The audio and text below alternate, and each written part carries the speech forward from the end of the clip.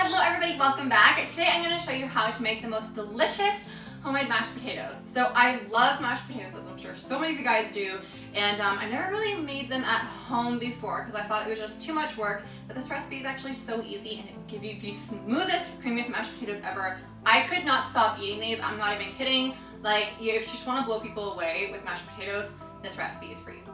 So let's get started.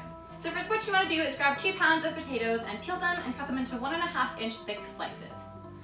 Pop them into a pot and cover them with cold water, then add some salt and bring it to a simmer. Simmer until the potatoes are easily pierced with a knife for about 20 minutes. Then you want to mash the potatoes, honestly any that you like. You can use a potato masher, a potato ricer. I love potato ricers, I have one and they're wonderful. Or you can use a Kitchenaid's stand mixer, which is such a handy tool, so I'm going to show you how to do that in this video because it's so hands-free, it's amazing. Literally all you do is put the potatoes in, use the whisk or a paddle attachment and just turn it on and they get broken up. It's so easy. And then whichever method you're using, you want to next add some butter. And so there is a saying for mashed potatoes, and it's butter before milk makes potatoes like silk. So you want to make sure that when you're making mashed potatoes, add the butter before the milk if you want a nice and smooth and silky, creamy consistency, because the fat in the butter kind of coats the potatoes and then you add the milk to make it creamy, so just keep that in mind. So after you added the butter and everything is nice and incorporated, add some hot milk and a little bit of whipping cream. This is optional, but I feel like it just adds a little creaminess to potatoes.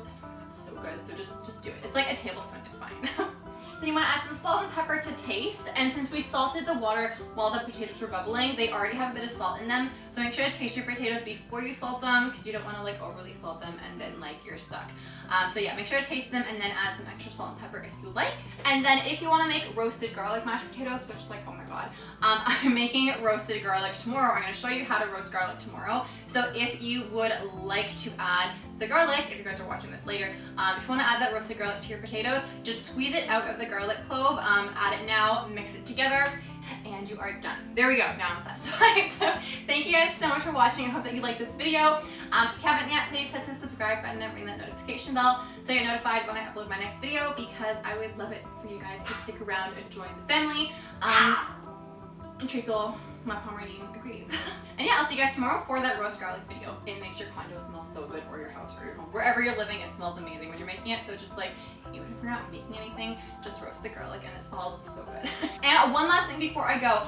These potatoes, I know a lot of mashed potatoes, the next day after you refrigerate them, they are dry and they are awful and it's so disappointing. This recipe isn't like that. So the next day, if you want to have some leftovers, just microwave them for maybe about 2 to 3 minutes depending on how much you have left, and they'll be good as new. I promise. I was so worried that my delicious mashed potatoes were ruined the next day, and then I had them and they were just as good. So nice.